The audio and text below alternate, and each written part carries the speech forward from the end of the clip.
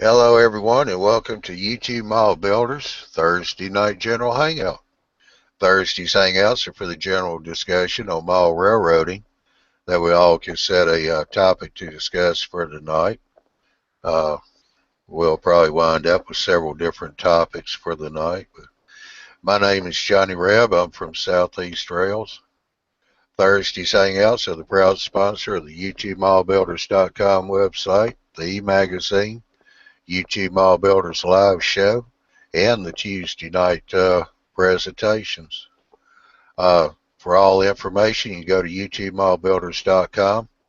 There you can get the schedules for the Tuesday night presentations, the live show, and Thursday nights there's no schedule because it's every week, obviously. But also you can sign up for the eMag. So when the eMag comes out, you'll get a notification, this PDF file, so you can download it, be able to read it at your leisure.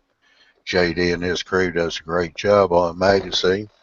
And in fact, we got an issue coming out sometime around the middle of this month. We have a fellow here on the panel, Mr. Shane. He's one of the contributors to the magazine there. The live show is once a month. That's on the third Saturday of the month, which will be the 21st of this month. We've got a show coming up. That's Big Bill, the host, and Barry's the director of the show. I want to say thanks for everybody joining in tonight's show. Yeah, we'll get to who's on the panel so far tonight. Like I said, we got Mr. Shane on the panel. We got Phil here. We've got Dwight. We got Mr. Newcastle, kind of a newcomer into the Hangouts here. Andy's here, and Andrew from Australia is also here for tonight. Jim in Michigan, not sure if he's going to be coming in tonight or not, so we may have to wait till next week to do the homework assignment, which I know. Yeah. He did it. Good thing Phil's muted. He's over doing hand gestures. I did my homework. I won't give it tonight. That's right. I want my extra credit, dang it. Yeah, that was Jim's homework. So we'll let him handle that one. That's where everybody that wanted to could go out and just look at the ballast on the track work and just pick one rock without getting arrested or in trouble, and measure the rock so he could compare the scale of the rock to what you can buy commercially and see what scale would actually be closer. Like Woodland Scenics, they grade theirs as fine, medium, and coarse. Other places actually give it a screen number, 30, 40, 50. So he was trying to figure out what would be really a lot closer to what the real stone is on the track work. So I guess we'll do that next week. Got Mr. Newcastle here. In a little while, he's going to do a basic presentation on how he does, what was that, car cards? Just like job cards, different little bit of basics of operations on this layout. Just a little basic. Oh, basics. Yeah. Okay, that's good. Anybody want to start out with anything, or?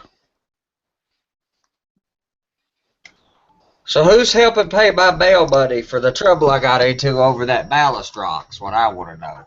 Yeah. I'd have to refer you to Jim on that one.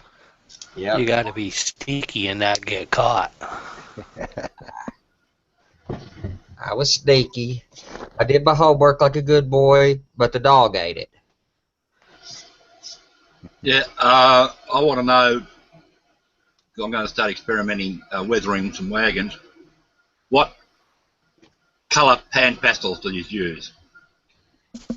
Burnt sienna dark, raw sienna, and there's a a white color for emulating, like in America we have this really light ballast like what Phil has that comes up on the ends of the cars and stuff, so you'll want some of that or whatever ballast color. Those 4 are critical. A little black is good, a little grimy black or whatever, but those 4 or 5 colors. Yeah, stick them in the comments for the chat so I can copy them down. Sure. Do you have Amazon handy? Andrew. Yeah, I do. No, no, I don't use Amazon. Okay.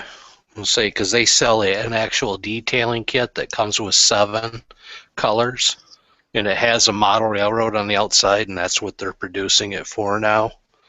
And it has those primary colors in it, but it also has a color called iron oxide. Yeah, well, if you got a link, shove a link for me. Okay. Yeah, when I get over to the computer a little later, I'll post a link for you. Yeah, or better off, post it in the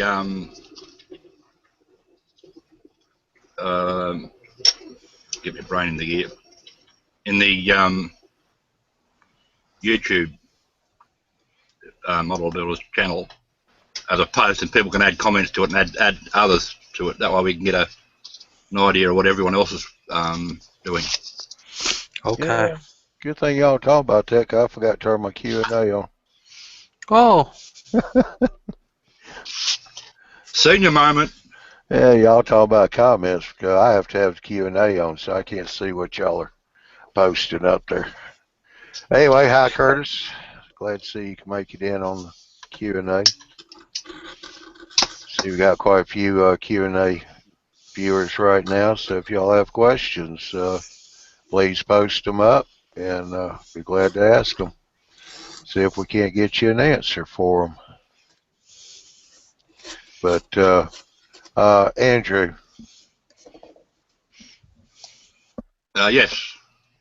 you did a post over here in the comment, the group chat.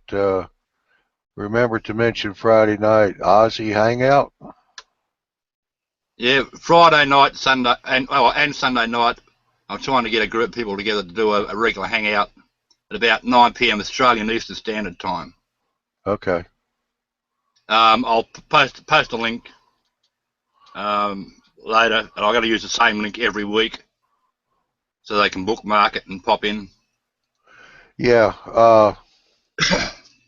Yeah, we'll have to figure out the time difference between that and the U.S. About 12 hours, I think it is, isn't it?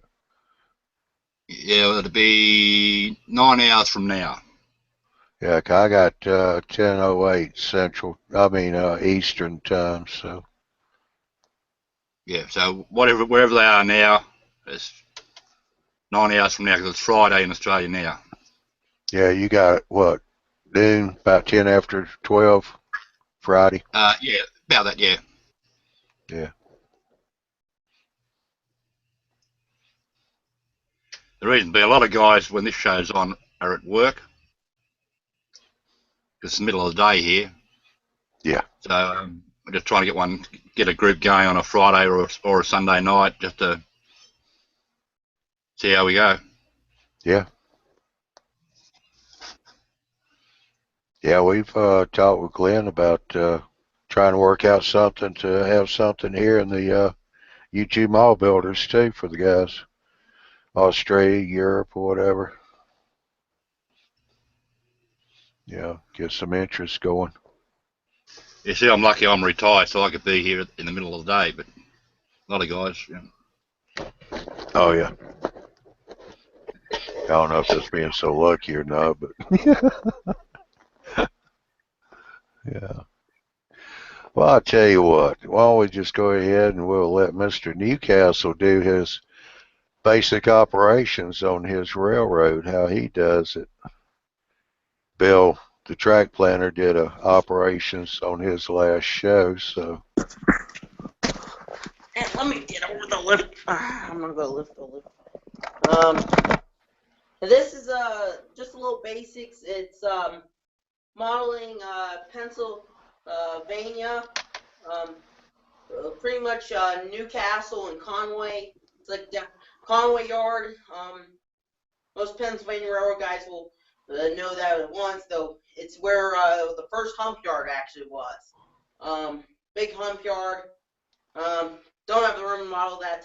Anyway, though, pretty much it's a freelance version of the Youngstown Southern and the Pennsylvania Railroad Central Region Lake Division.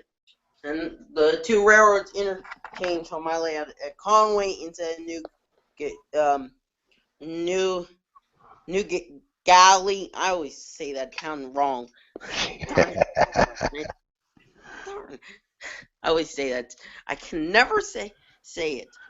Though, pretty much what I'm just gonna give a second to show off just to pan the layout. This is staging on the Pensy. It's about 3-track staging. Each staging track means a different town. On this staging yard, I also have a 1-track staging. I actually do really something pretty neat to make more trains on the railroad, though each track is a different city or town. Like Youngstown is the front track, Cleveland is the next track, and then actually, because of the division I'm modeling, almost the whole division, if you're over 100 cars in real life, it requires helpers. Over the whole part of the division I'm modeling, from Alliance to Conway. And then it comes out of here on a staging branch and joins the loop. It's like a loop just to back trains in, so I don't have to turn the trains around. Then we come around here behind the yard, and this is the town of Freedom where my papa grew up. I built to get another. Wait, let me turn on the power. I forgot to turn on the transformer power. You can't even see the subway thing though. Power on. There. So inside of there's a little subway station, and that's just to give me another passenger platform. The second track actually acts like a staging because I have 2 passenger trains one direction, and then I have one direction a freight train coming from Pittsburgh. But what I actually did is made it a mixed freight to get away with less staging tracks. Then from here it goes into Conway Junction that's mostly hidden. There's a crossover, and there is the lead into the yard. And then the main line keeps going under the HO Railroad. There'll be a HO Railroad over the top, and then it comes out here past Station Inn. Because I like going there, I put it on the layout. And then this is CP Lum. CP Lum came in the 1960s. After the area abandoned the crossing, they moved it out into the field, into town. So I like rail fanning there, and it's right by my grandma's house. I put it there. From CP Lum, it keeps going and goes down to single track and then returns to the loop. The yard is about 2 classification tracks, 1 arrival departure track, and then there's a freight house and a rip track. And then it comes over here to make a delay factor. To get to the engine terminal, you have to use the main. And the yard lead is a little shorter than it should be because I didn't have room. The delay factor, you have to wait for a train because there's a diamond here. Another delay factor, and there's actually a diamond in Alliance on the prototype. And nowadays, though, back in the day, it was just a block station sitting there, though, because I'm going to do Abraham Lincoln stopped there one time. They have actually a little memorial on him by the diamond, and I'm going to put that in there. Then it'll be all trees here, and then the Jacob Coal Company after my. There'll be a coke ovens, then an Ohio River unloading site like Smith Ferry on the Youngstown Southern. Really interesting prototype. And then the brand keeps going. Serves a blast furnace, boxcar unloading, tank car unloading. Actually, it's boxcar loading, tank car unloading, and then scrap cars and coil cars and coal, and then there's a basic oxygen furnace down there. the main keeps going, and there's a team track, a clay mill, and a scrapyard. I get away with no passing siding here because it's a branch line. Secondly, the Bethlehem switcher works your back end of your train. You just shut off, and the now Connell just pulls in, switches these industries, then that engine pulls out, backs on its train, and switches out. And then it goes over to that lift bridge. And the open. Here's the base. First thing you start operating. First thing, recommend.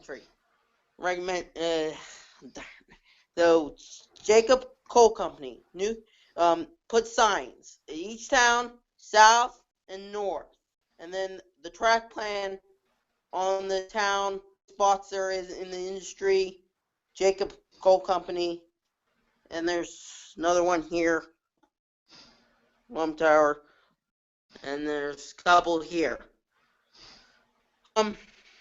Another thing, for my paperwork, I do not use traditional card cards and waybills. I used them a while back. I switched about Christmas time. It was a little bit after New Year's. So these are Penn Central movement cards. I took out the Penn Central because I'm not modeling Penn Central. So I'm pretty much with the paperclip. I'm acting like and they're double-sided. I'm acting like they're a real waybill. Pretty much with you. Conway, that's the yard to go to. Car number and car, it's loaded. Kind of car, box car, and destination and routing pretty much. Special instructions. This car is 2 cars. This is actually my largest car on the railroad because it is. It's this car right back here. I'm a Conrail fan. I have one Conrail car in my fleet. There's pretty huge car there. For this era. Though it went to the freight house. I have these were by my stepdad, and they got a little shelf here with a little piece of wood, so you can actually put your car movement cards there, and you can sort the waybills. And each industry marked here with a touch classification track, and then there also is, depending on the track, some of these tracks use multiple purposes. And because of that, we have these little notes just on a piece of paper saying right back there. So because that's classification track 1, and you can move around each time. Another thing I have is job cards. Here's an extra job card. I talked to this last time. So extra trains are and change a regular train not authority by timetable schedule. Must be done at engine number, run as needed, notes, work any increase in yard territory given by the dispatcher. You have to have train orders to run on the main line, car limits, and use.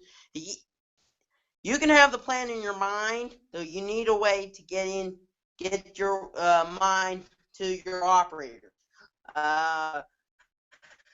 Yeah, the job cards. There's also all the scheduled trains have one, like PRR passenger trains run from Freedom 2 to 3 labs, run to Conway Station 2 to 3 labs to Freedom, and then both the special orders, car limits. That's and there's it says free leave passenger cars at Conway Station, do work at Conway Yard, then pick up passenger cars. You still want them to have flexibility, though you don't want them to have too much flexibility where they can't do their job or operate the layout. Another thing, on most railroads, reds are sidings. Green, on my railroad, when I did the I did the tax on the ballast. This is the fast track system Lionel had. I put the number of the track. This is track 1, main 1. this is the end of main one, and that's arrival departure track. So then over here, and then over we got signs of operators, and all of everything, toggle switches and everything are marked. It says what does that do? Arrival departure track. You align that for arrival departure track. Then you align that. Turn the power off. And then this is the engine house. You want to label everything. Pretty much, we're not trained railroaders. We don't have. Even though I'm wearing an NS railroad shirt, somebody gave it to me. We're not. Railroaders are trained to do it a couple times. They have a couple of operating layout. If you're not a regular all the time, you're not trained to do the job so many times like the railroad. And then over here I have my dispatch. This controls the blocks because I run block control here, and then the signals. And the turnouts will be controlled by this. You really at least have two kinds of switch controls. You do not want too many. I was experimenting with a couple different types lately, and now we're just gonna cut the experiments out and slice all of them. And then on your dispatcher panel, say this is the engine house, freight house, wherever is on your layout. It doesn't have to be that complicated. It can tell us siding length, everything. Another thing we use here is a sequence list. Pretty much because of the main line, there's only so many staging tracks. You really need a sequence list. What you do is you go from one train to another, and there might be two trains out of the road. There's 2A, and then there's a 2B. There's 2A, 2B. That means they're. And then I also have a checkbox to show which train is done. And it also gives you a little bit basic where it's running, just a heads up for the dispatch. And also the back. I laminate or I plastic sleeves so I can use these over again. That's the problem with JMRI. Every time you print out JMRI, more money down in your operating session. You're already doing snacks, and you're already building layouts. You're at more money when you print them out so many times. You could go ahead or something to do it. Another thing, John Allen's tab on card system, not the best actually. My opinion, because I've actually operated or colorblind. That system won't actually work if you're colorblind. Not really good. And then I also got, I forgot to turn on the lights. Actually, the one light. We have a couple different lights in here. They're all different circuit breakers. They're add-ons over the time. So this is what I call, this is my own form of a track warrant control, though it's a little different. I call it DTC, his direct traffic control, because the Pennsy ran a manual block control during my time period, and actually most in the whole division, pretty much. It said dark territory where it was timetable and train order. And I call it DTC and train order. And what it is a combined form G, I think it is. Order number, two engine, run as, at, run to, track number, and I'm trying to not go with a fast clock. That pushes your off. If you're switching a lot, it pushes your operators to hurry up. And then there is also the blocks. I actually have, if you can see here, I got each block, even over here, and different blocks list. I got a little sign on here, and I also got it on the map. And that's pretty much, you got occupied. And then meet trains, and then the orders and OS points. Pretty much OS means the train calls out their location every time they pass like a tower or interlocking, or pretty much for the model railroad. So what it used to be is the tower operator would call out your train that has passed to the dispatcher in real life. Yeah. Nowadays it's called to the train crews. So Yeah, it's then all on from computer. here, I also another thing, if anybody's been a model railroader, there used to be a book called Building a Small Layout, and there was an operation chapter in there, and it was called I can't remember the system they were calling it, though. Pretty much what this is, it's in a bin, and I just pull it out, and it tells me how many cars I can release out of industry to create a random traffic flow, so operators don't get bored. Team track 0 outbounds, coal mine 2, and then I flip the cards before they come. How many of these tell? And I can now set up like hot box detector on the third train on the third car. It's just and then I also this is I think the last so Coal and Steel Railroad operating book, just some different names. Then in here I got the track plan of the railroad. Pretty much just there's basics, just tells you where the blocks, what the signs, and where's the passing signs. And then I also have the operation rules. Another thing, I want everybody to have fun. I don't want operators to be grumpy about the rules. I just highlighted the most important rules in yellow. I'm not gonna read all the rules. There's a couple of them. Yeah. And then the car limits and all that kind of stuff still in here. And then the sequence list again. Just talking about how to do the switch list I have actually. And then both fast car cards are there. I have the systems, where the box is. Just somebody who's new to the layout, they learn. This is the blocking order to tell where the car, how to block a train, and what track it would be blocked on. Control Well, I tell you knobs. what, you pretty well got that down pat. See, you're trying to make So- sure that all your operators have a good time. I'm trying to get my money's worth out of them. If I'm gonna pay them to run trains, I'm gonna work them to death, just like the railroad. We're doing 16-hour shifts around this joint. I also got time for air brake test if you want to do that. How to uncouple a car is for more newer, and then I also have this how to do switching and the sync. Actually, I think I'm missing the page book. I'm gonna have to update. So the signals positions, the indications of the signals. Yeah, how to I read wanna- the signals. I- That's a great anybody- idea. Creating a book that here's a 5 or 6, 10-page little book. Here, kind of read this while we drink some coffee and talk about it. This, a way to what would you call that, Johnny? Familiarize yourself.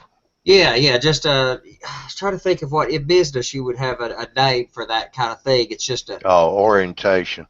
that's the word I was looking for. So it's an orientation book. That you really ought to write a little a little short couple paragraph thing for the eMag about doing that or something like that, or just a blog post, because that's a great idea for everybody's layout to have an orientation sheet. Yeah, anybody want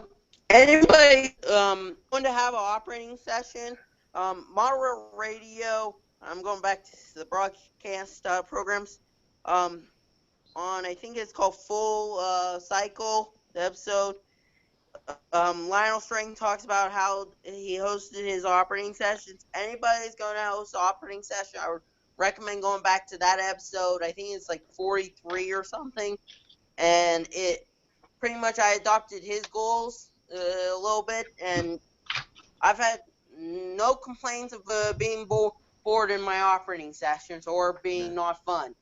Well, Lionel Strang had a operating layout that he operated on for a decade, more than a decade. And everybody had a blast running it, and I grew up reading about it in Model Railroader. It was a great layout.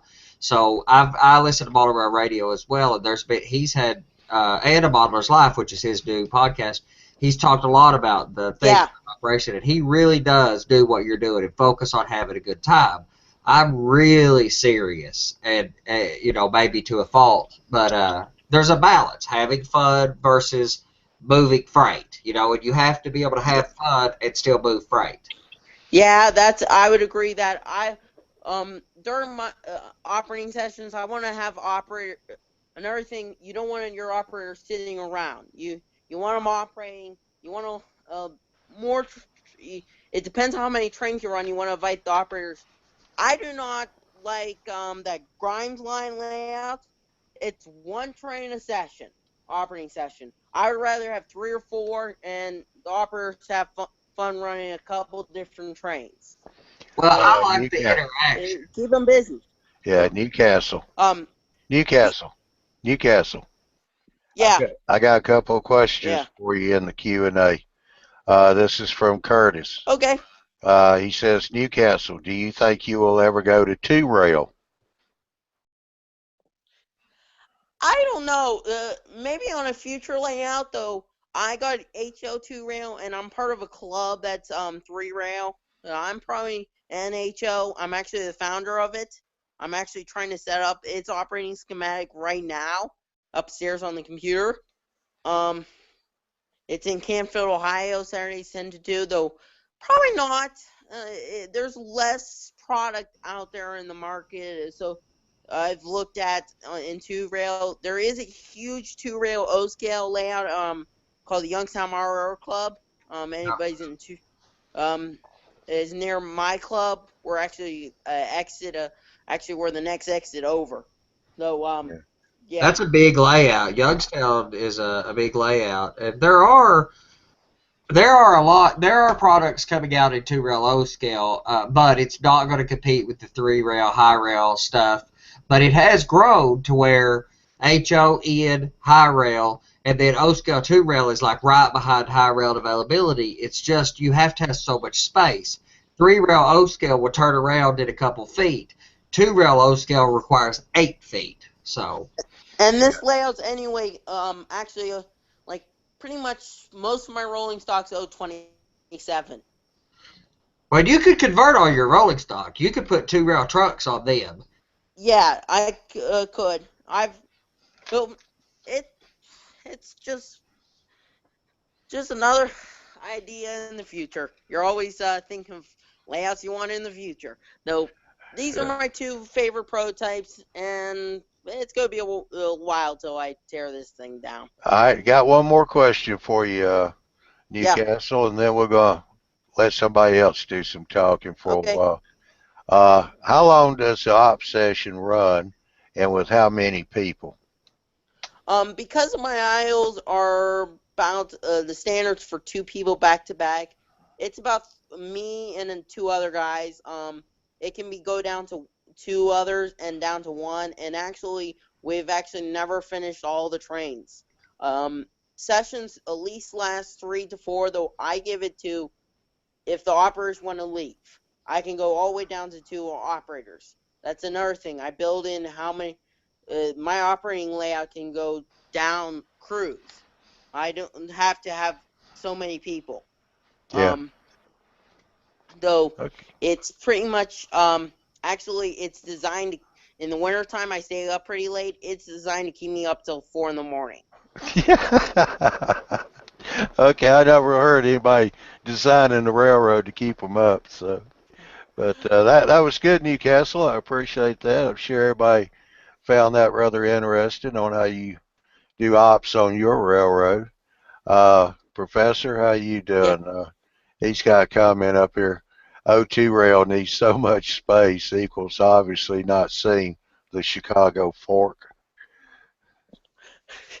Oh, there's no question. You can model any scale. I mean, especially these guys doing like GN18, which is G scale equipment on 18-inch gauge, which is like HL scale or whatever. They're building G scale stuff with figures that are 6 inches tall on small layouts, micro layouts. It's entirely possible. Again, it's something that I preach a whole lot, is picking the scale based on what you're modeling. And I'm writing an article for the e-mag about that. That if you're trying to capture mainline operation and you have a 1 foot by 4 foot micro layout, you're not going to capture mainline operation, even in Z scale probably. But you've got to match the space and scale for what you're modeling. And like Newcastle here, and I am, and Jimmy, and Philip, and so many of us are modeling layouts where the movement of trains at some length means something to us. It's not just switching. So you need some space. At O-scale 2 rail, if you really want to move some trains, you're going to need some square footage. Yeah.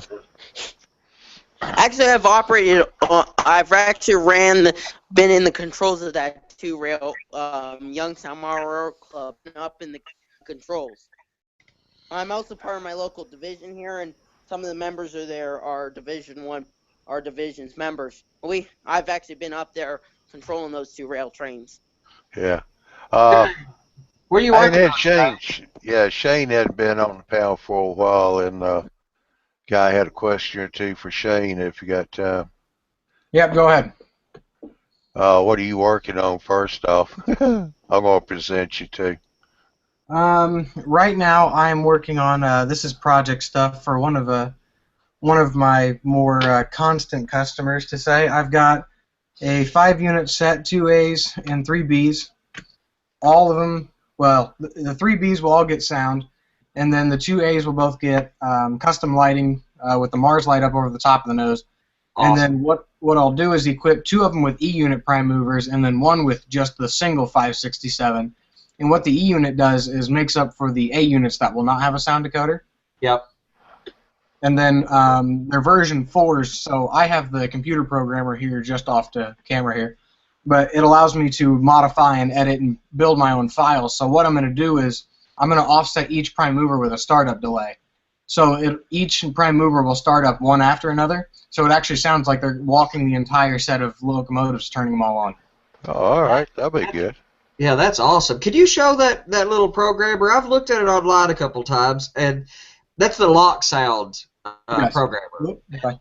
Can you speak to that a little bit? Because I've listened to the salespeople talk about it, but I'd like to, I don't need a 30-minute review, but what's your take on writing your own sound file? It's very easy to use, as you can see here. One end plugs into your computer. This is actually a USB cord on the other end. And then you just need a power pack, the same one they use for like Bachmann DC packs. And then you've got your 2 wires to your track. That's all it is for hookup. It's very easy to do. If you go to ESU's website, you can actually download the program and all the sound files for free. Sure.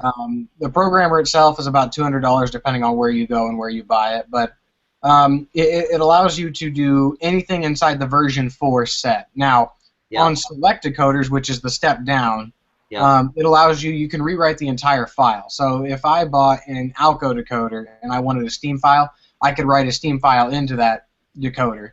I just can't edit what's inside that file.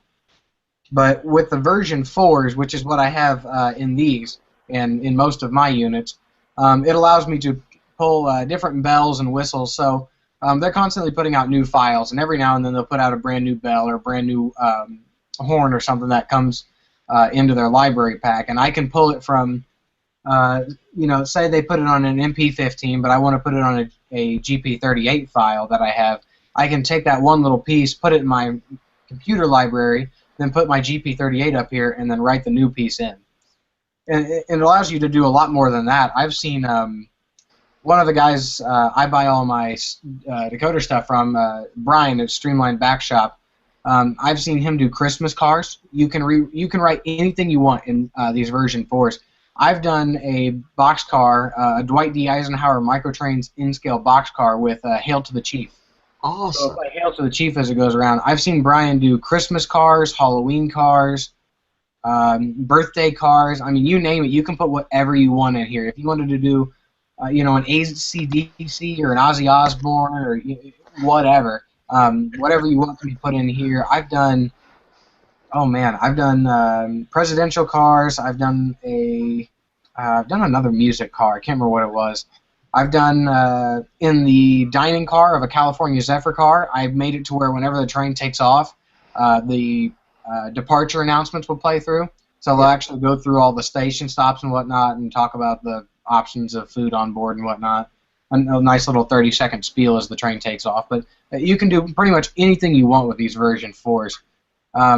Getting them into the programmer is a little weird. You got to put them into a file, then drag them in later. But I think for $200, what it allows you to do, especially when it comes to starting to do your own pieces and being able to pick and pull your favorite pieces from different files and make one file, I think it's more than worth it. Well, and making prototypically accurate sounds, like some of these, if you care about this stuff, some of these locomotives, like, for example, the Louisville National Railroad ran RS3s not with those standard single chime horns in each direction. They run a 3-chime, I think it's a Nathan, but it might be a Leslie 3-chime, facing backwards. So it's a custom configuration that they did, and nobody matches that prototype to get the right sound. I would have to make my own sound file. So does it use is it WAV files, wave files, whatever? Wave files. Okay, so they're not in a proprietary format. They're just wave files. Yep. Real quick, Professor, I want to jump in. Said close coupling speaker array in each B unit. Guess that'll give you your sequential sound. Also, he's got down here, he's got a question for you, Shane. What app do you use for sound design and audio editing? I haven't found one. I'll be totally honest with you.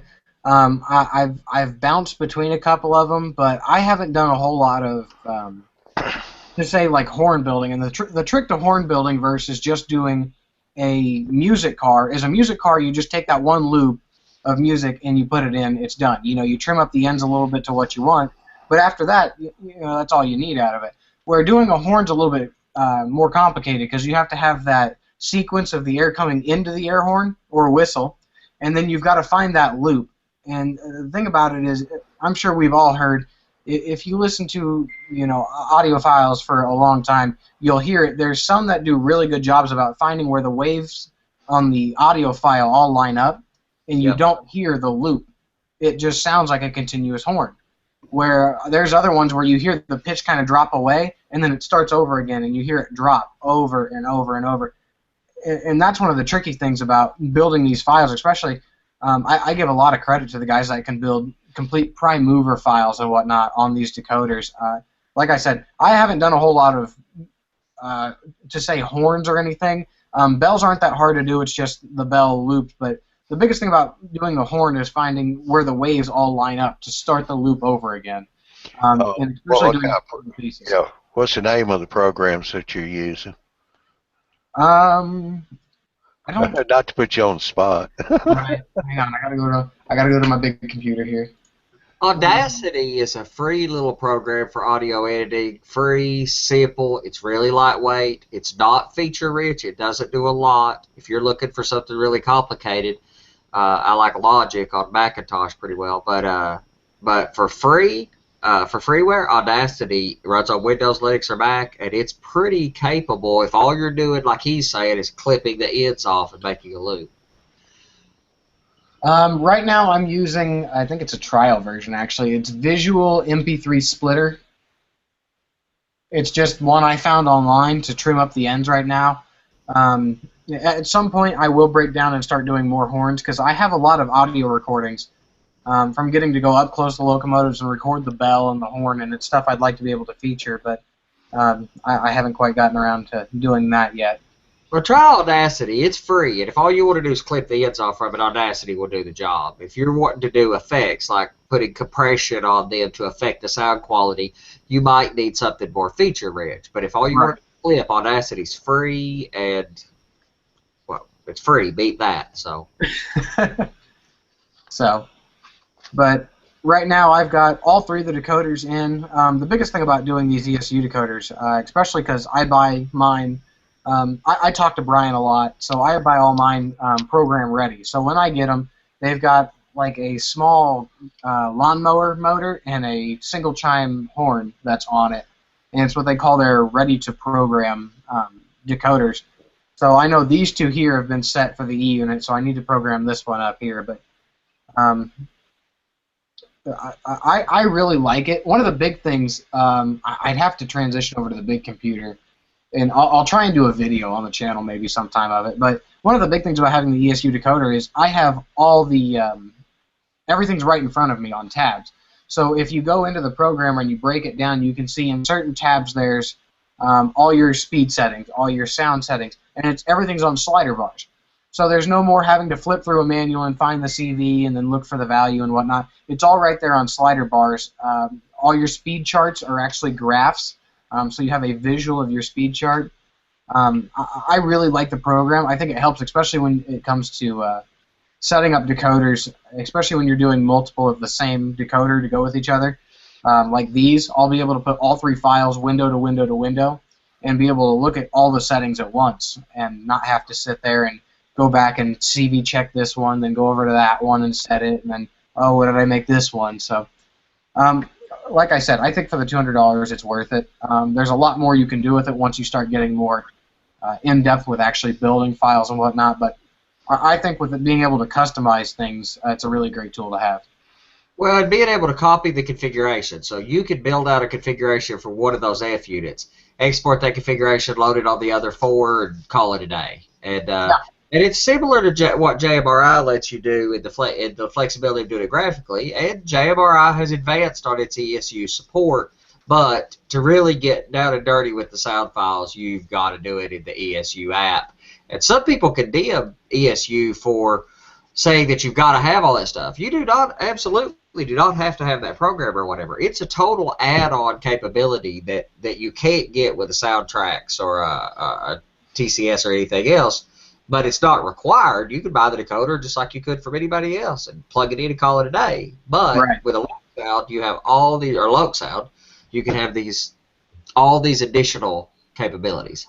Right, and like I said, that's the thing that I like is having that ability to customize what you put in it. Because, like I said, they've got two different brands or two different levels of decoder ESU puts out. They have the Select and the version 4, and the Select is pretty much like a Tsunami decoder. You get what you get.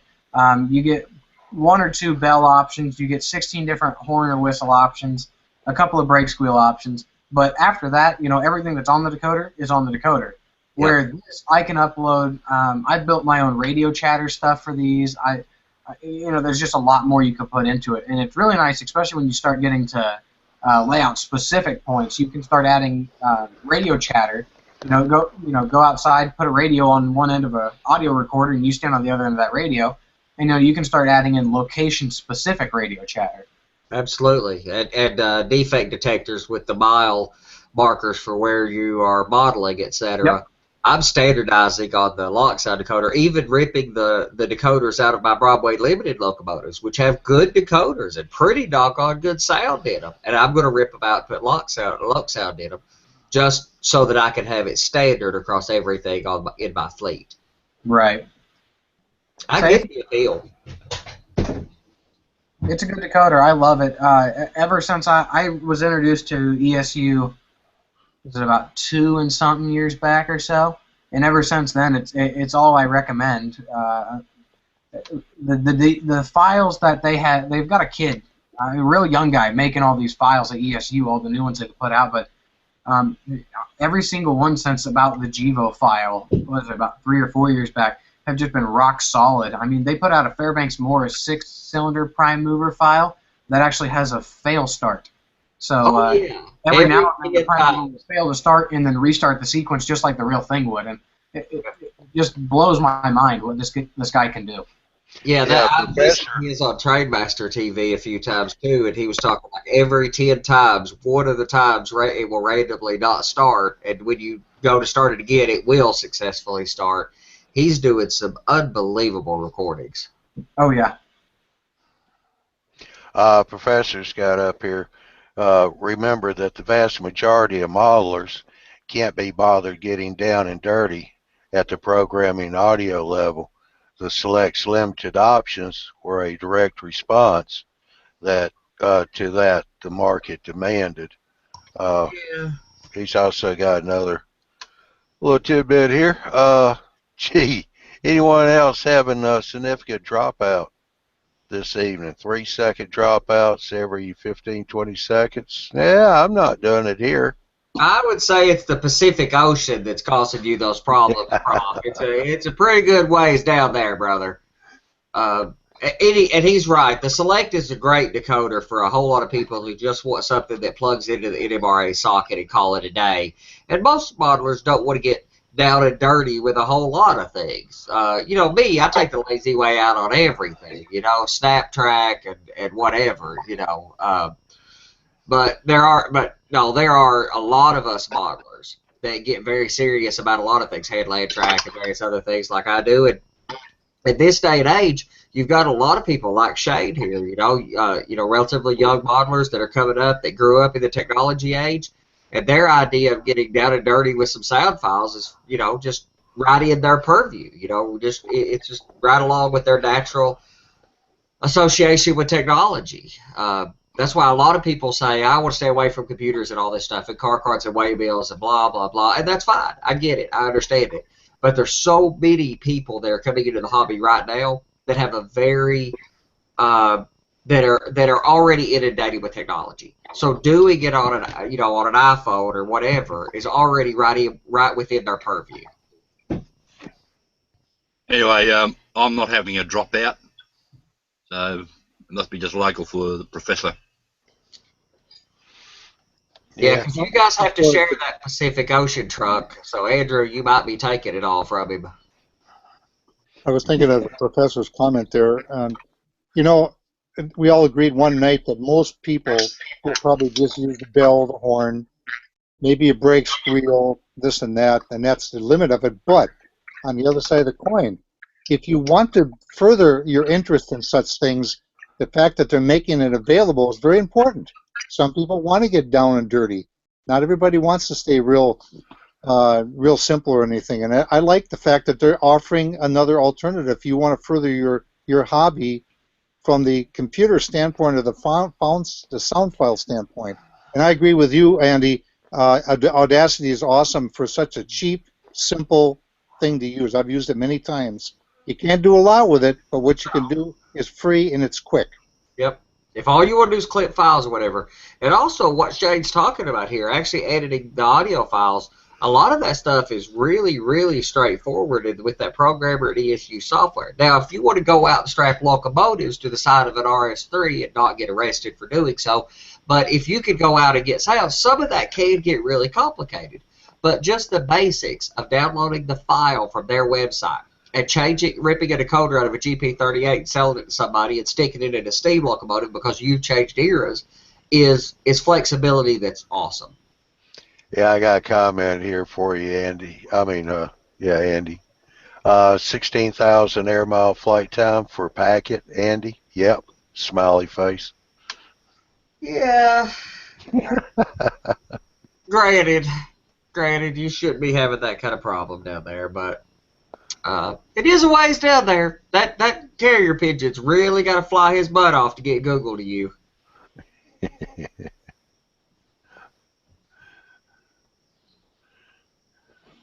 That's a what is those? So what do they call those? Those I'm not a modern enough modeler. Those Amtrak locomotives. That P-42s. Well, they're out of the Genesis series, but the model is the P-42. What's the manufacturer of that locomotive?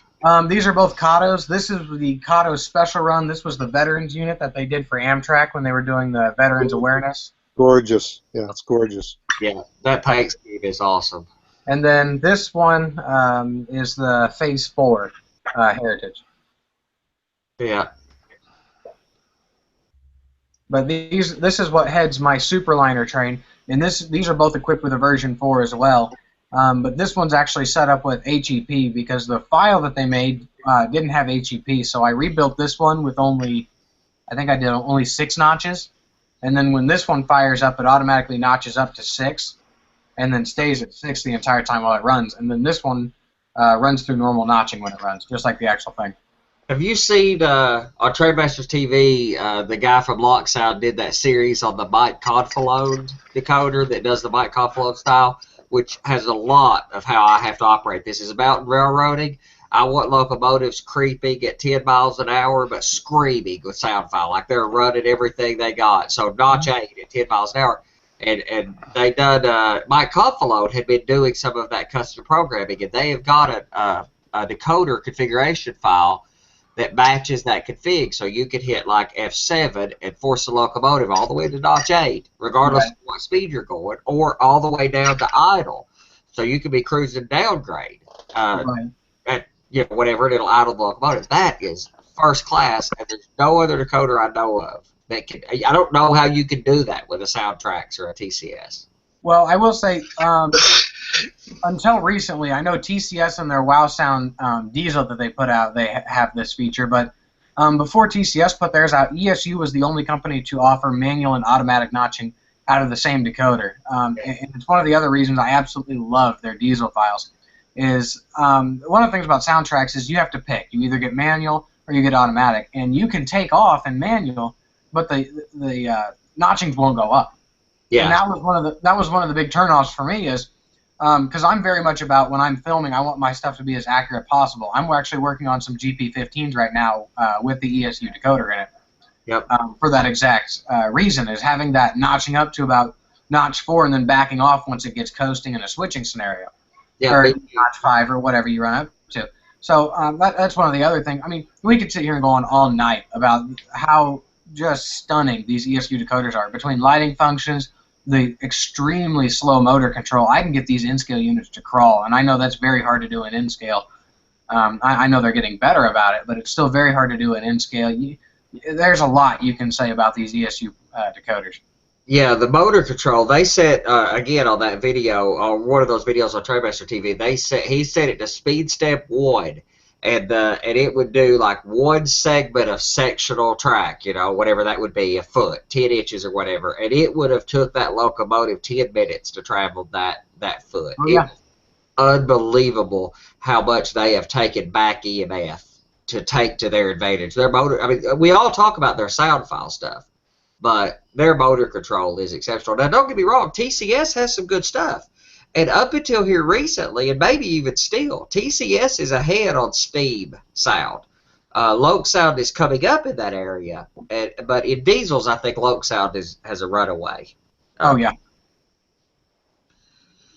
And like I said, one of the big things is I actually just did one of these P42s in HO. It was an Athearn unit.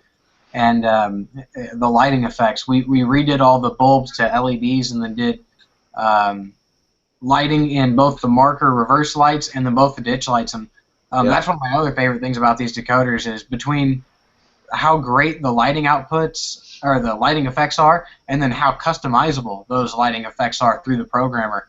Like I said, you can go on and on about these, but I've got working ditch lights on my veterans unit here, and I love it. I just think that the ESU decoders are miles ahead of what people are putting out here, at least for what it was, a year ago or so. Now TCS is starting to catch up. I will say I do enjoy TCS's lighting effects.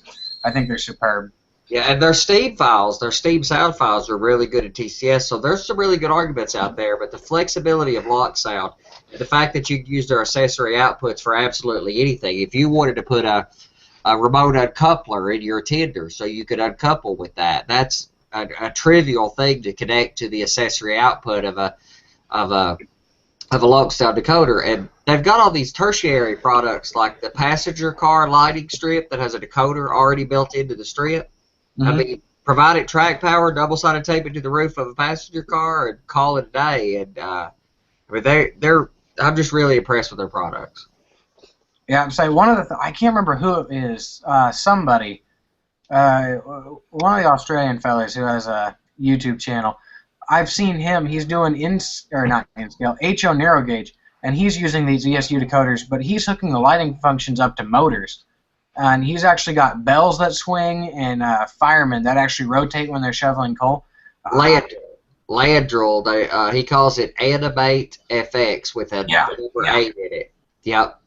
And his robotization or whatever of it, his animation effects were robotic in the early days. Everything was very animatronic looking. But in the last few videos he's posted, he has really smoothed that out, and especially the last stuff he's been doing largely in O scale. And he's synchronizing the bell swing to the bell sound effect. That he is really doing some advanced work. Oh yeah, I caught those videos a while back, and I was just floored. Yep, me too. I'm totally impressed with it, and that's been a big complaint of mine with railroads. We position cars and people and deer or whatever on our layout in positions as if they should be moving, and that'd be fine on a diorama. But then we run a train by it, but all the people and the cars are still standing still.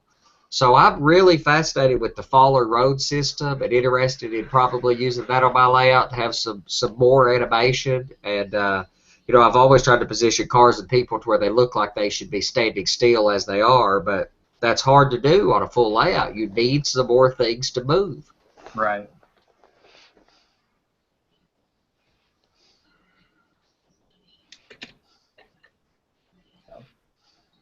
Alrighty, fellas. Well, I think I'm gonna run. I got work in the morning. It was good hanging out with y'all. All right, Shane. Appreciate you coming by. Yep, no problem. Hopefully, we can be on here a little bit more as time goes on. All right, See you, that'll be Shane. good. You have a good night.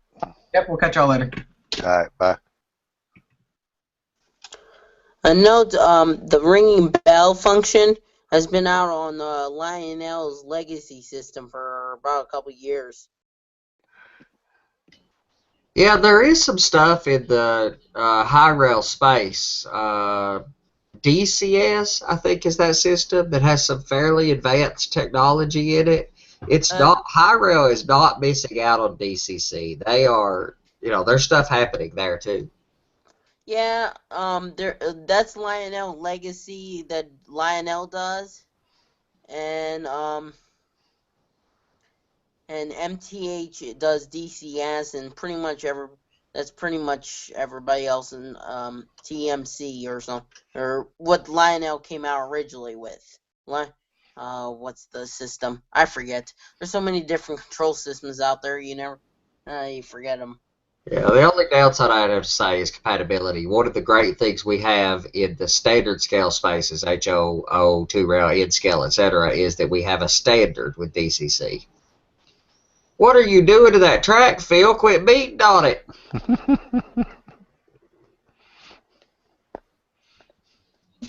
I'm getting rid of the gravel, man. Well, I mean, if you beat on me, I'd leave too. I get it, but I know. I do that too. I do the same thing. I'm just picking on you. You're pulling his chain, aren't you? I like doing that. I like picking on people. For those who don't know, it knocks the ballast down further in between the ties.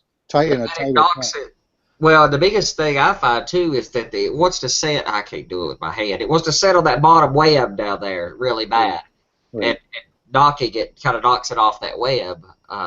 That's the only thing I've ever found to do it is I put my ballast over the spoon and I smack the track with the spoon too. So yep, I do too. It works, but still funny to pick on him for it. Yeah.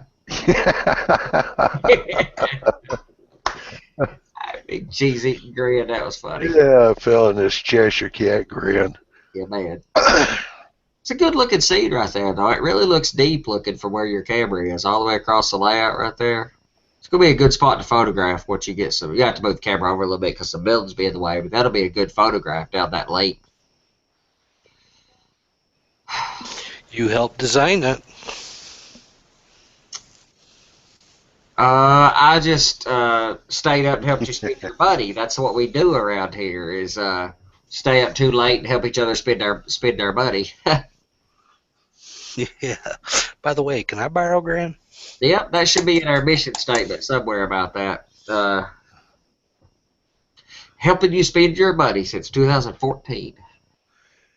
Yeah, the track planner sent me the last version of John's layout that we're doing.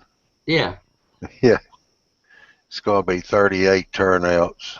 Oh, you went up a couple. It's 36. Yeah, yeah. 233 feet of track. What did he change on it? We moved the dairy building from the farm scene back over to where the grain elevator. We added it to the grain elevator siding. Sure. Yeah. Yeah, that was one thing John spotted right off. He goes, "You don't have any track going to the dairy." So, yeah, we moved it out. Actually, I think it works a lot better on that other siding over there. Yeah.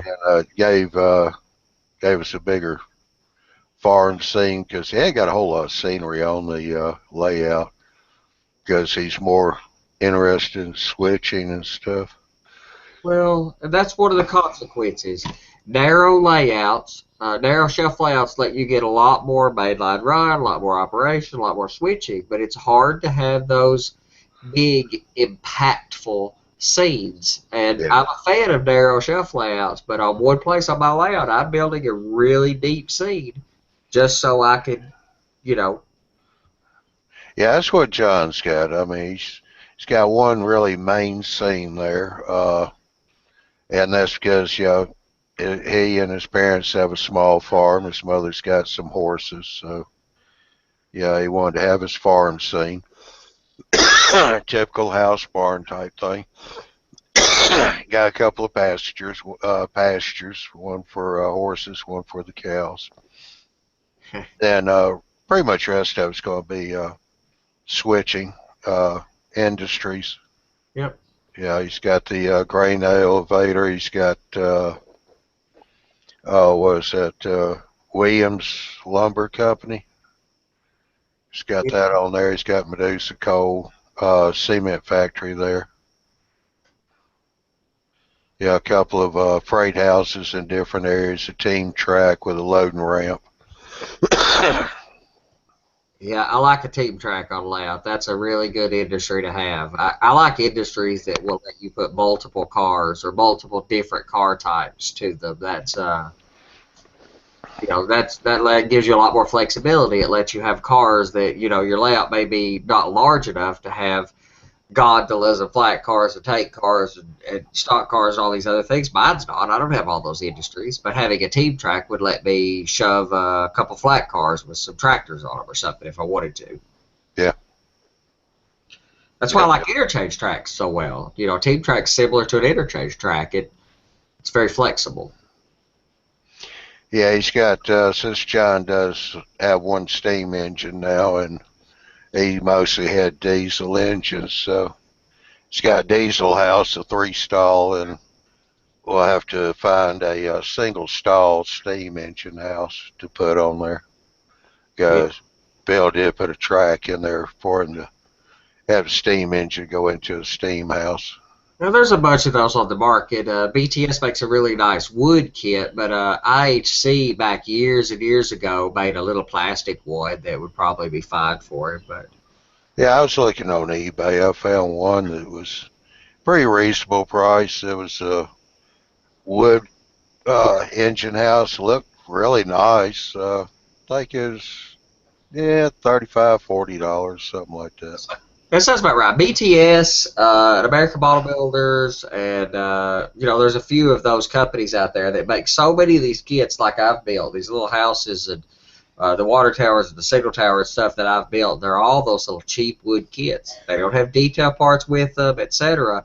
But the kits are great, and you just have to buy your own lost wax castings or white metal castings or plastic detail parts or whatever. They're not like bar mills or fine scale miniatures or South River Model Works. Some of those are great kits for $200, $300, $400, and they come with a lot of great detail parts. But oh yeah, that's why I buy $40 kits and buy me a box of my own detail parts, and I'm almost it's not hardly the same thing. I'll give you those really nice kits are awesome, but for John, that's excessive. Yeah. I mean, he'll be happy with these and all. He's already excited about it. I mean, every time I got an update on it, I printed it out and showed it to him. Oh, yeah. Yeah, he's gotten pretty excited about it, so. Of course, he's going to have a nice layout. That's a massive improvement to what he had. That little dog bone thing he had before. This is you know, this is a full blown what I call there's a word for it. One thing is directionally pure, but his is not exactly that. But it's there's a name for what they call the layouts where only one track goes through it from one side to the other. That's it. It's you know, monolithic or whatever. It's one direction. Rail fanning layout. Well, they have a name for it. I'll think of it in a few minutes. Sincere. It's a sincere track plan. That's what they call it. So they go, you know, track goes like that. Mine is sincere. Track only goes through it one time in one direction. It's also directionally pure. So anytime you're standing looking at the track, you're always looking north. Left is always, or west is always to your left, and east is always to your right. So you know, standing there, that it's like looking at a map. You are standing there looking at it. It's that, but his is not an operational point-to-point staging yard kind of layout, but it is still a sincere design. So scenically, it still has all the value of a sincere design. I mean, like Bill said, I mean, you can still do it, you know, operations on it because of the switching. Yeah. You can. I mean, take the lift out and treat it like a point-to-point layout or whatever, but it's tough. A layout that has continuous running is very tough to truly replicate prototype operation.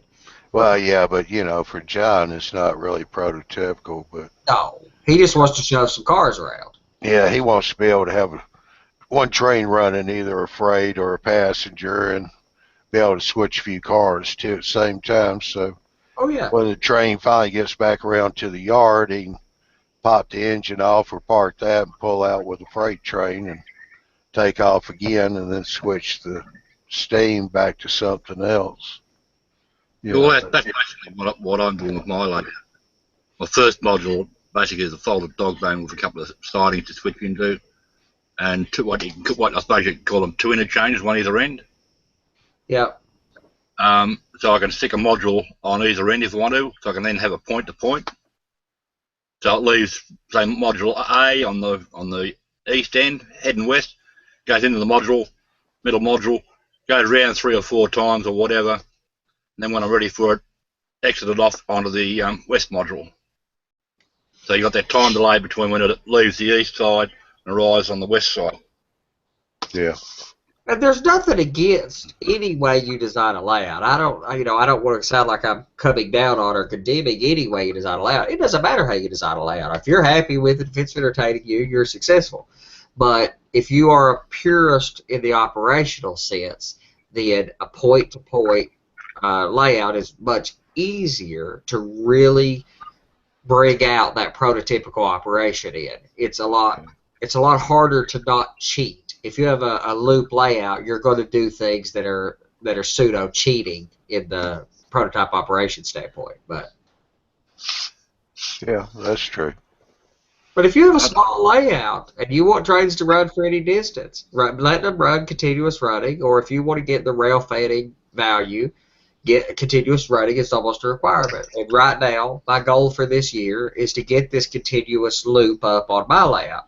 In the long term, it will be point-to-point staging, but my layout on one shelf is still too small to do that, so I'm just going to connect it together at the ends and make it run around in a loop so I can watch the trains run. But as I grow it, it will be point-to-point. Right. I think it's in the UK. There's a railway line there which is actually a massive, great big loop, double track. They run passenger trains on a regular service, and they're also doing freight on the regular service.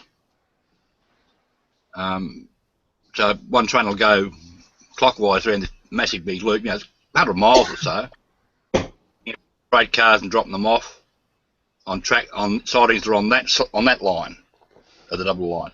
And the other train goes the other way, picking up and dropping off wagons that are on the other side of the line. They go round. Another thing, I hear people say all the time, that's not prototypical or whatever, but there's so many different railroad situations in the real world. Across the entire planet, there's different railroads, and there's all kinds of things. And while it may not be standard, there are railroads that are complete loops. Knoxville, Tennessee had a loop of track around that town until the 1960s. And the industrial trade would leave out of Johnsonville Yard, go around the Knoxville Loop, switch all those industries back to the yard on a loop. So you could, it was a loop of track in the real world. So that's not the standard fare. And what most of us are modeling are railroads that cut across Wisconsin or something. And so you need a linear railroad. But if you really care about, being prototypical, then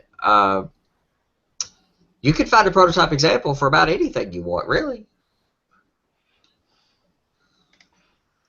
But Uncle Phil, nobody's doing anything. You're the only one with the camera on. But I'm not doing anything right now. Yeah. I just walked over here and sat down by the computer. I get a question for Andrew. Doesn't mean to say you'll get an answer. I think you will. So your post, I don't understand. I'm not that familiar with Australian time.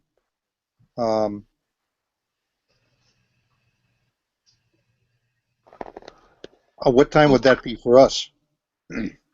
Well, what time is it for you right now? Right now it's 10:15. All right, what time is it for you, Andrew? 1 o'clock in the afternoon. So basically, 8 hours from now, I'm going to try and get the Hangout going. So whatever part of the world you're in, 8 hours from now, I'm going to try and get the Hangout started. That's like 6 a.m. Yeah, that's what I'm thinking. That's crazy talk. I'm not getting up at 6 a.m. I don't expect you to. It's for the Aussies. Come on. I Get know. up at 6 a.m. and then I go right back to bed again. You can't help if you're behind the times, Andy. Behind the times, I'm just not a happy person at 6 o'clock in the morning. I can do it. I do it from time to time. I'm just not happy about it when I have to.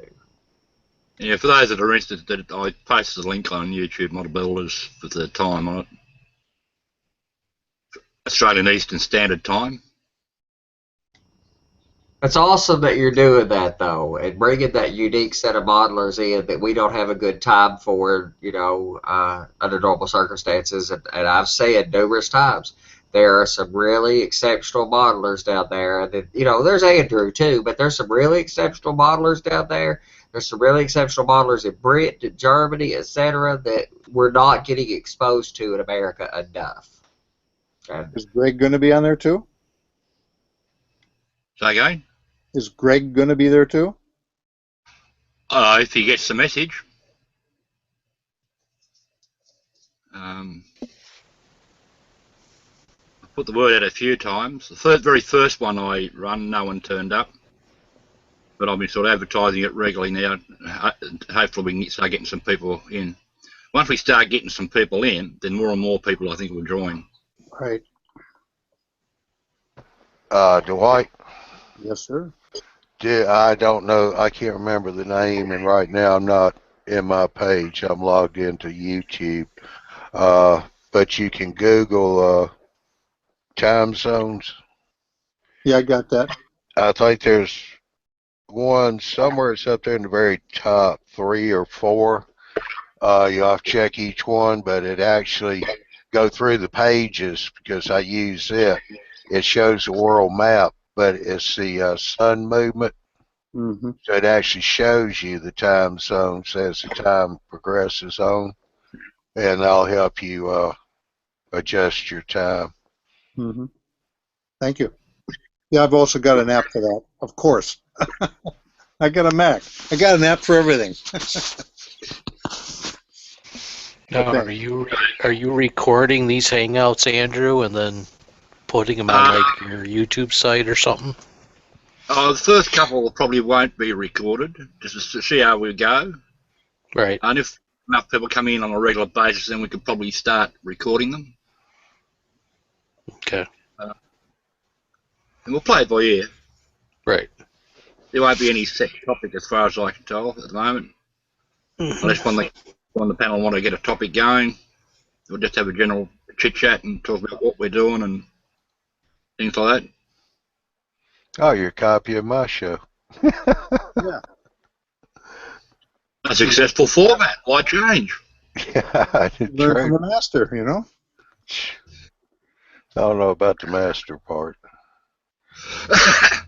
um, anyway, on another subject, I know Andy's going to experiment with it, but I'm experimenting at the moment with Arduinos to control my points and signals and animate. And I'm just wondering how many other people out there are actually doing the same thing. I like the hand of God, I'm sorry. Although the signals would be nice. Well, they've And done then some things to Arduino make that. just for signals? Animating buildings, signals, points. What I'm working on at the present moment is writing a program that I can use. Wait, where are we? An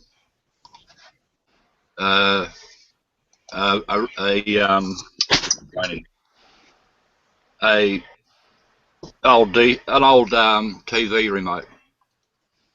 So I've got a little module that from an Arduino with an infrared sensor on it and an LCD screen, and I can my point settings. So if I want to adjust a point to so that it's just closed or just opened, save those settings. So later on when I'm running, I can actually just say, right, I want to go in run mode, turn out address, turn out do I want to throw or close, and it doesn't.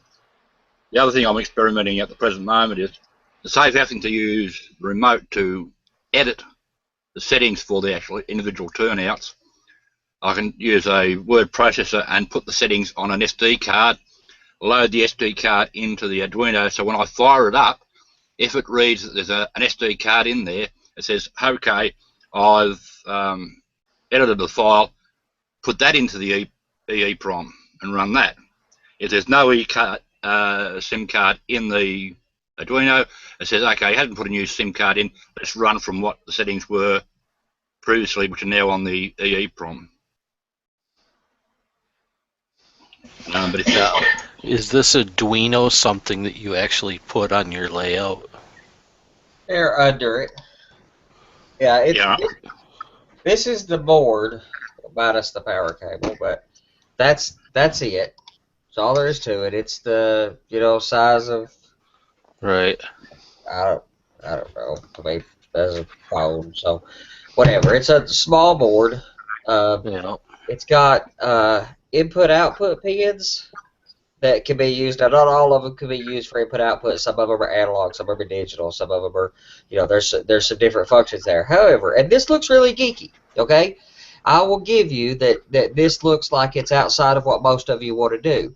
However, this doesn't look that different from the boards you're buying from NCE or Digitrax or whatever else. And actually, you can go knee-deep like Andrew is, and what he's doing is awesome. No argument there. However, you can still use this thing and use pre-compiled software for it, or, available software for it, and JMRI has support for this. So you could put a bit of code on here, integrate it with JMRI, plug some wires in. It's not like you even have to solder. You can just plug the wires into the pins and utilize this. And if you're just doing a really standard thing, there is an instruction set on Model Railroad Hobbyist Forum for how to make this an accessory decoder. And just follow the steps, and you have the decoder. Of course, if you're really geeky and like going knee-deep in this, then you can do custom stuff to it. And it's not hard. I don't have a tremendous amount of free time in my life to write code anymore. But I can take a bit of code to make this thing run some signals or something, and it make changes to it. It's really easy to understand. It's not typical computer programming language. It has editor language in it that's designed to teach school kids programming. So it's very English-oriented. So, and it's not like you have to start from scratch. You can download a little snippet of people who've already done it, just make a few changes. But what I would really suggest for people is look at what's already available out there that allows you to turn this into an accessory decoder that works with JMRI to where you don't have to do any programming. You don't have to be a computer geek. All you have, if you could hook up an NCE or Digitrax bit of electronics, you could do this. You still have to. Here all this time, I thought you guys were talking about some Italian dish or something. It is an Italian circuit board. It's Arduino is it's from Italy. Okay. I mean, Okay. it don't taste very good, but it I is was from saying, Italy. does that come with a white sauce or a red sauce? Yeah. Yeah, it's a copper sauce. Copper sauce. Okay. Johnny will tell you it better dry rub than sauce. Yeah. Getting back to the Arduino and DCC, there's a add-in you buy you can get to put into your Arduino. It's called DCC Plus. DCC Plus. That's it. Yeah. That's the software that's compatible with JMRI. And what it does, it sends a signal via your track bus to the Arduino, so as if it's a stationary decoder. Now you can use it just to monitor your signals going to your track bus. Yep. Or you can read the pocket for that particular address, and say you whatever you say, use a bell signal to flash a light or whatever. Yep. Or you can set it to tell set a turnout, or you can tell it to do basically whatever. But you have to write that little bit of code, which is not hard. No, and it's really not hard. I mean, I'm serious. There's so many examples online of that code, and it's not in typical programming language where it's a bunch of numbers and equal signs and question marks. It's in a relatively close to standard English programming language. It's not bad.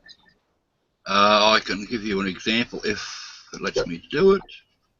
There's also that what he's talking about. Okay, one thing I didn't talk about. You could buy, so you could plug wires into the individual pins, but they also make a shield that goes on top of it. It's another board, and it plugs into all the slots, and it does something. That's what the DCC plus, the DCC plus, whatever. That board is another board that just plugs in on top and has all your outputs, and it's already set up for DCC. Can you see that page? Yeah. Yeah, I got Basically, you presented. Yeah. Well, basically, you just put in whatever libraries you want to use. I'm using the SD card, so I'll stick in the SD card module library. And this piece of code that he has here, there's a lot of that code that you could just get and paste it in there and call it a day, and maybe change the names of something or little stuff. Then I set some variables which I need to set. I want to set a bean leaf flag, so it's either true or false. Give it a particular file name and a root directory. That root directory is used to read the directory on the SD card. So it tells you what files are on that SD card. Now here's where the interesting part is. That's all in what's called, this part here on Arduino runs once. It's a setup routine, right? And I've got some conditional things here. That little statement there says, if there is not an SD card in it, set initialization failed, set the flag to false, run exit from the if loop, completely drop down here.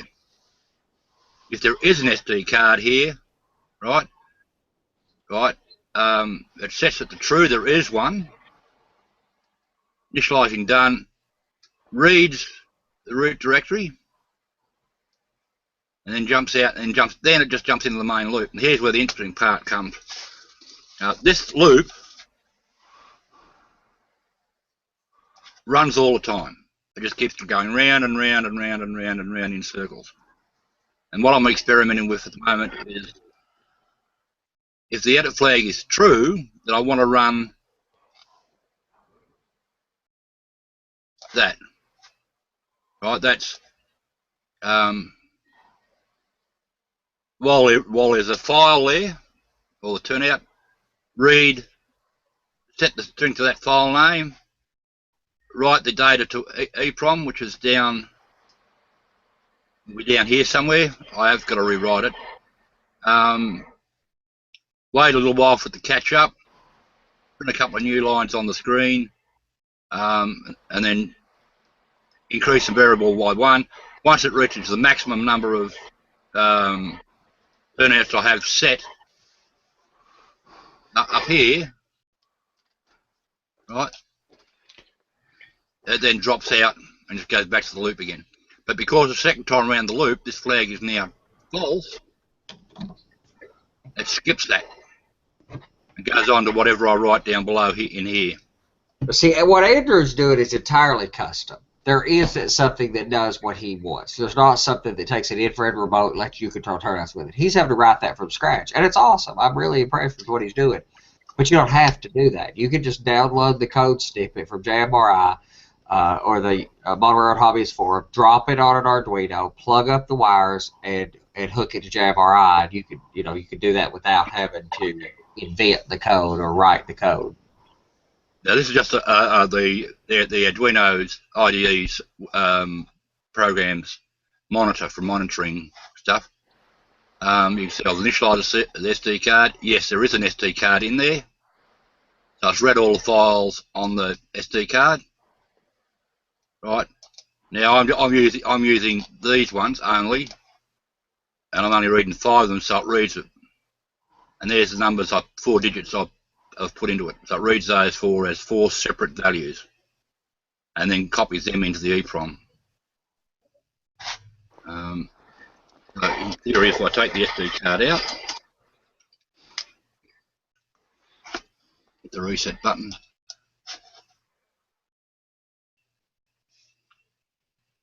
initialization failed, no SD card. So it would then go drop down here and run whatever I want it to do then. Because there's no SD card, it's skipped over that lot. But if there is an SD card, it reads the SD card and saves it in the EEPROM. So you don't have to keep, like Andy said the other day, the SD cards have a limited life. And they do fail. So if the EEPROM, the SD card fails, and I don't put it in, it automatically goes into what I had at the last settings. And I will, on my remote control, put a function to allow me to write to a new SD card. But I shouldn't have to, because I'll have a copy of the SD card files on my main computer. So I just have to buy a new SD card, copy all those files onto that SD card, and I can go again. Pretty powerful. Yeah. This program on here, I'm just experimenting with the SD card. Once I get the hang of how the SD card works and how to write to it and read from it, then I'll add those routines into my other original program, which I used for the using the remote.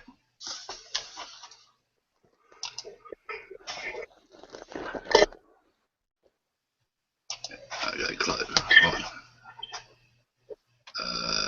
You want to stop presenting this? Yep.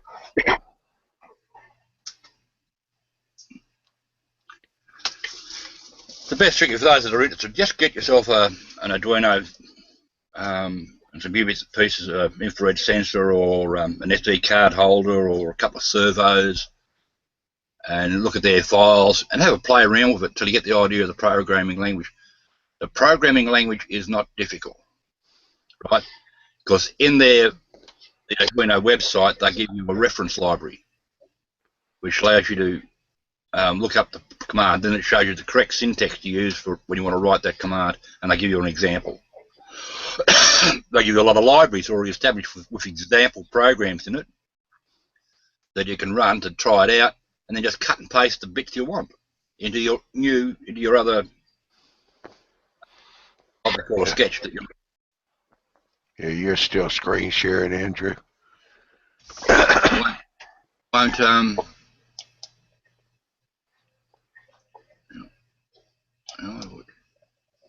no, it won't let me unscreen share. Okay, I'll have to do it this way.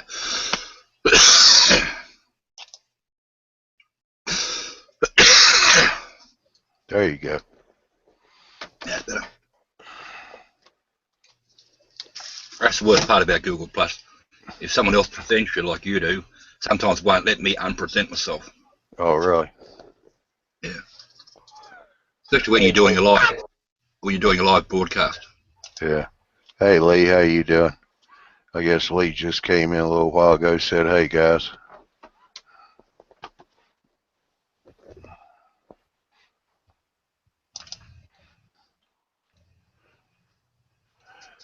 Well, you'll be the talk of the neighborhood anyway, Andrew, using a TV remote to control your trains.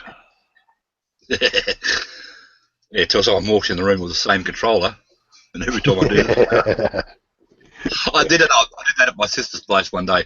She's got the identical TV to me, but she's always got the remote in her hand. So I took my remote from here down to her place and went down there for Christmas. And every time she'd change channel, I'd change it back again. And she couldn't figure out what was going on. She changed the batteries in that remote control about 3 times.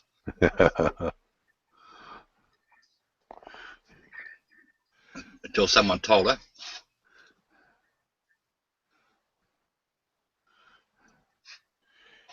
Andrew, the stinker brother. I took her parachuting one year. She'd never been up in a parachute before, so I strapped her in a dual harness. And I said, I'm just going to tumble out the aircraft once to clear the aircraft, then we'll level out and I'll open the parachute and we'll be right. And I winked at my mate who was going to film it, and he started cracking up laughing. Told me, then I really tumbled and she screamed all the way down. She never went up with me after that. Yeah, I wonder why.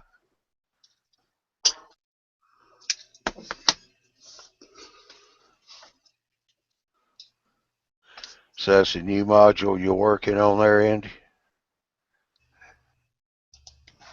Yeah, this is the basically finishes getting me all the way around the room, basically. So, I mean, it's not as cool as if I was, putting it into service, a la point to point. That's what I was saying. Right now, I'm just really focused on getting all three walls. So there's this one little section that I'm going to span where the peninsula goes. I'm just going to span it with a 1x for right now to make a complete loop. Yeah. Which will get trains, operating. And my goal is, and I still have a way to integrate, hook staging to that. So you can come out of staging, go around the layout back to staging, or bring a train out of staging in both directions and have them interchange cars over, the section layout that you guys have seen before.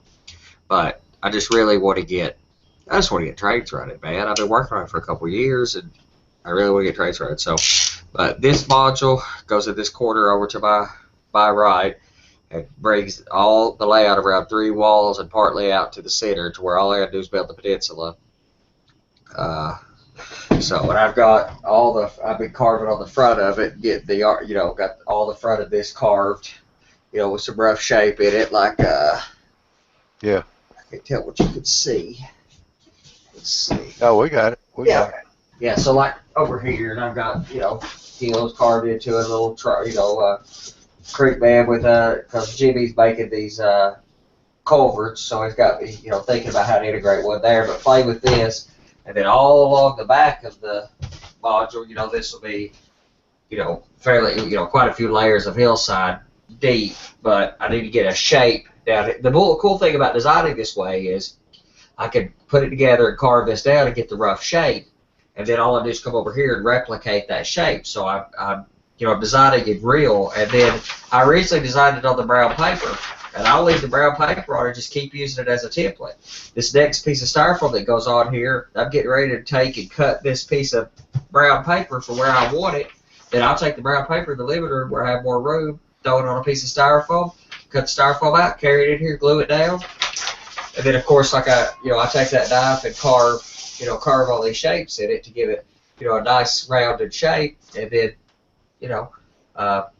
slap some scenery goop on it. I mean, it couldn't be. I've built several layouts in several ways. I've never built to where it was this easy. Or, you could say I'm designing for lazy, because this is just the laziest way in the world to build. It's so easy. I mean, I get there's some arguments about other ways, better ways to build for various reasons, but this way let me visualize what I was doing and create it. and it's all very free form and artistic and stuff. You know, I don't have a CAD drawing of the layout. I just plan the modules. I know exactly what's going to go. I have a track plan for the whole layout, but I don't detail exactly where a track's going to go. What I did is set up a couple folding tables on the back wall of the living room, which my wife loved. You know, she was really happy to have trains in there. But anyway, but I set it up and I laid brown paper out and I put flex track on it and I put, you know, I bought water towers and built my water tower so that I would have and my interlocking tower so I could space everything based on where the buildings went. And I put the couple buildings on there and looked at it for. It's been like that for a month. I've been looking at it for a month and shifting things around. Once I was sure what I wanted, I marked it out on the paper, cut the paper into various parts and templates, and you know, and now I've got, you know, templates for different parts. This is the template for the front edge, and I have a template for the road bed. I'm testing it right now. I've got it laid in where the road bed goes right here, and I was testing to make sure it all stayed accurate. It did. Now I'll just take this piece of paper out, lay it on top of some foam core, and cut my sub road bed out of foam core, and then put it in, test it, make sure it's right, and then I'll lay it on top of Hoba soap, cut my Hoba soap, glue those together, and I have road bed. Again, it's a very free-form and artistic way of building it. It's very little engineering, even though I'm an engineer at heart. This is a very artistic way to do this, but I've been enjoying the process. It's been fun. It's fun.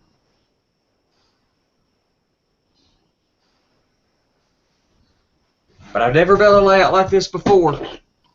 This is my 12th or 13th layout, and I've always built with wood and screen wire early on, and later cardboard lathing, and always with plaster. And, you know, but I took that module down that was over there. It's in the living room right now because I used it. It's the module that adjoins to this module. And I put it in there so I could visualize it all. And I took it down. I took a couple things off from it, like buildings and stuff, and carried it in there in one hand. An 8-foot by 4-foot module. Basically, it's 4 foot on one side. It's 2 foot wide module that goes around a quarter. So 4 foot down one side, 8 foot down this side, 2 foot wide. And with mountains, and it's on the back of it, it's 16 or 18 inches tall. And I carried it in there in one hand. It doesn't weigh anything. Yeah. And it's flexible. I mean, the track and the road bed. I mean, even like this piece of road bed here. You know, my road bed with track on it is gray weather stripping to keep the sound from conducting. Foam core on the bottom to give you a place to mount electronics and stuff. There's a couple reasons for the foam core, and it's a sandwich of foam core and Hoba soap. And you know, and I glue it together with contact cement, which has a slight rubbery consistency to it. I glue my ballast down with dry latex adhesive. Everything stays, you know, it's semi-flexible. You can bend this a little bit. So, and then everything on the layout with that latex ground goop and with the styrofoam and all that, everything stays. It's not going to crack or wouldn't have expansion problems. It's all semi-flexible. Yeah, I have to admit, this is first time I've seen one that way. Oh, I thought about it for a long time before I done it. I've said all along it's totally an experiment. There's still an entire chance that I will find problems with it I haven't found. I did it not knowing if it would work, but it's entirely an experiment. But it's working so far, and I've had a couple 3 modules built for over a year, and they got trees on them and tracks on them. It's working, and putting trees on it is super easy. I mean, it couldn't be easier. If it has a nail in it or a T-pin that I cut the top off from and drill a hole and run it up in there like my sagebrush, I just find where I want to put it, stick it into the scenery. The super trees, I have to poke a hole a little bit, but you just take an awl and just barely start a little hole and shove the tree in it. And it couldn't be easier to work with. Yeah. What I really like is it's so easy to change because I can take the only tool I need is this, and if I want to put a rock casting in, which I've done because I don't put the rock castings in initially, I just go in, whack out a little bit of the scenery goop and styrofoam, stick a rock casting in. Yes, sir. All right, Andy, how do you join the modules together? So I do not have alignment pins or anything like that. They just sit on a shelf and roughly align. But I don't have the rails don't butt up to each other. What I've done is left the rails off for the adjoining sections. What I do is leave the rails back. So this rail ends here, roughly 2.5 inches from the end. This rail ends here about 4 inches back from the end, and it's 2.5 inches on the other side. So this pieces of rail that cross the gap are a scale 39 feet long. A scale section of length of rail, and I spike those rails down. I don't glue them. I just spike them so I can take them out. So I get the alignment between these two modules right, or between the tracks right. The gap between the modules is irrelevant. It's entirely scenery. I get the track right. And what I use is a nylon nut and bolt combination running through the bottom of the layout, and I epoxy the nut to the bottom of that foam core. That lets me adjust the heights of the track and the pitch or whatever of the track, but mostly the height of the track so I can get them right. Which means if one of them was swelling up on me or something, I could go in and tighten that nut down underneath and pull that track back down just to keep this right. And then run the rail over. That's all I've done so far. That's, right now, the only thing holding them together is a couple skewers right through the styrofoam. So, not that one. That was broke. And I'm open to some suggestions about tying them together, but most of the traditional ways of doing that with modules just won't work on pure styrofoam. You'd have to do something else. One additional thing is my modules are not meant to be portable. I've said that before. If you're doing something portable, you're going to have to add some more structure to this thing. It's not solid enough. And once I get the modules in here, and I'm not going to take them back out, I'm going to fill that gap. I'm going to caulk that gap and cover it over with scenery goop and or scenery materials. And then when it comes time to move the layout years to come, I'll come in with a knife and chop that gap and move the modules and go about my way. But it's not meant to stay always separate.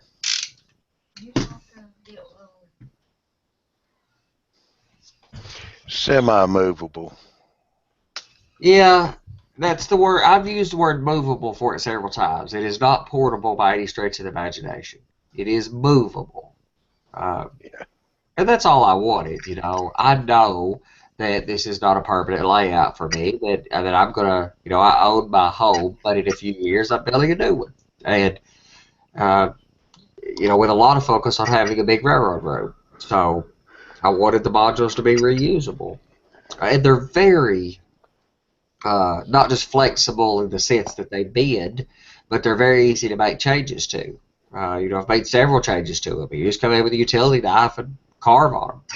And scenery goop and styrofoam are effectively so cheap that it doesn't hurt my feelings to tear out something. And, that one of these modules that I've already got scenery done on, I'm going to go cut a gap out because I found a prototype picture that shows a barn that I hadn't seen. So I'm going to carve the hillside off pretty sharply and put a barn and a field up there. So, and it's so cheap and easy. If it was plaster, it would be so complicated, difficult, dirty, messy to do that I probably wouldn't make that change. But since this is so easy to cut into and make the change, why not have it right?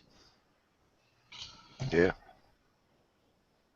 But most of it's not my ideas. I mean, I put a few things together that were other people's ideas, like scenery goop was, I got it from Mike Confalone, but, it's an old Lou Sassy recipe. A lot of people, probably the majority of modelers be able to do layouts are using foam in some capacity. I just done a little bit of experimentation, and if you're building a desert layout that's all just one sheet of styrofoam, it probably won't work for you. It's not rigid enough. You'd have to, adhere plywood to the bottom or something. But my layout has mountains on every bit of it, so it's a lot of layers of styrofoam glued together, and that laminated layers gives it the rigidity. Yeah. one board will flex around. You get about 7 or 8 layers glued together, get about 18 inches high on the back of it. It gets pretty stout. Oh yeah. Plus pretty heavy too. Yeah, and it's the 2-inch layers, and I'm gluing it with a good rigid glue. Like I said, it was all an experiment. If it had totally failed, I'm out a fairly trivial amount of money. My track work all stays as these separate sections of track. So in the event that it totally fails and it doesn't work, then I will take the track roadbed modules, stack them up in the other room, tear the styrofoam out, build a wood a wood system with some risers on it, set the roadbed on there. I mean, I'm not out of anything, but in 2 years of building it this way, I haven't found a problem that wasn't unsurmountable. Not yet. Well, I'll tell you what. You gonna be up for a few more minutes, Andy? Yeah. You want to start an after show hangout Sure. for anyone that wants to join? I'll speed one up if anybody hangs around long enough. Yeah. Mr. Scott? How we doing, sir? Doing pretty good. We're fixing to shut this show down. Thanks for a good show, John. You did a fine job. Thanks, Scotty. Hey. Yeah, give Andy a few minutes. He's going to post the after show on the webpage. Yeah, come join us over there. While he's doing that, my modules are 3 foot by 8. What I do is I build a framework up out of 12 mil by 50 mil iron, put a couple of braces across the middle, glue a sheet of 3mm ply down. That gives me something to screw my turnout to from underneath. Then I'll be able to put a glue a sheet of 2-inch foam over the top of that. That gives me a pretty rigid layout, and it's also very lightweight. Yeah. So you're building a grid framework and laying the styrofoam on top of that. Yeah, but it's only a lightweight wooden frame. Yeah. I need wood underneath, plywood underneath to screw my turnouts to, because the screws won't hold very long in foam. And the timber I put underneath, it just so as the servos aren't sitting on the bench top. Well, sure, that makes all kinds of sense. I understand. I can see a whole lot of reason. The reason yours has to have that really, for sure, is that you're going to break it down. It isn't necessarily portable, but you're going to move it about in your given space. The only time this is going to move, hopefully, is when I move houses, and I just, I'll have to carry it in a big truck or whatever. So. Yeah. Bob's going to join us in the after show. He's over in the chat right now. I'm getting his phone up right now. Yeah. The reason I'm doing it that way is my layout is outside. So when I'm not using it, I can just lift it off and put it in underneath the like a cabinet affair, which is weatherproof. Yeah.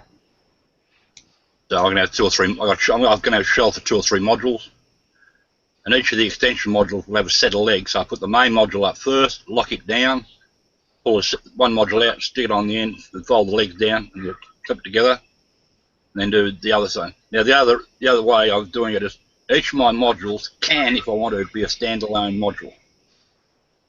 Sure, if you just want to break one of them out. Yeah.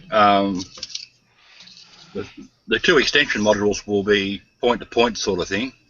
The middle module will basically be a folded dog bone.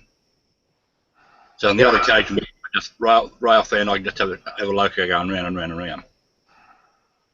I can do while I'm working on the other module, doing scenery or anything like that. After show Hangout is up and posted, I'm going to hop over there. I'll see you guys after the show. Good show, Johnny. Had a nice night. All right. Thank you, Andy, for being on the panel.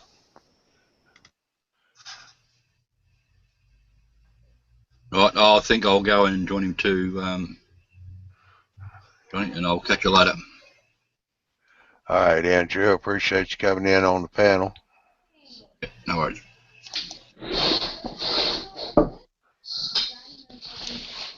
Let's see here. Whoa, what happened here? That didn't work. Yep. All right, let's try this. So how you been, sir? Been pretty good. We're on a recorded show, so if you want Oh yeah. All to right. jump over to the other Hangout there, I'll fix to shut this one down. If I can They get I take it they posted the link already. Yeah, it's already posted up there. All right, then we gone. All right, Scott, we'll see you over. Bye.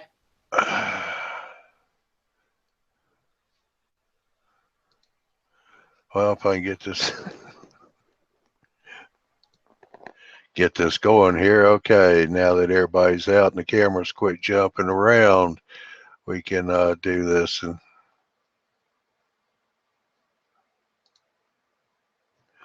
all righty, let's see here. Where did I put my paper at? A little scatterbrained tonight on ending the show, but anyway, I want to say thank you to everyone that was on the panel. Andrew, Andy, Newcastle. We had Phil, Dwight. Well, thank everybody in the Q&A. Curtis, Professor, Lee, thank you for coming in. We appreciate that. Keep checking in on the YouTubeMallBuilders.com website for all the latest news and info on the Tuesday night presentations, which are every other week. Those have various presenters, either Gino, Troy, Barry, and Mike do the tech show. Then we have the EMAG comes out in the middle of the month. That's bi-monthly, and the live show schedules. All those can be found on YouTubeMallBuilders.com. The live show is once every month. It's third Saturday. We got one coming up May 21. So you want to check that out. The e-magazine is bi-monthly, comes out every other month. And we got another issue coming out the middle of this month. JD and his crew are working rather hard on to get that done, get it out for everybody. Of course, the Thursday night general hangouts every week.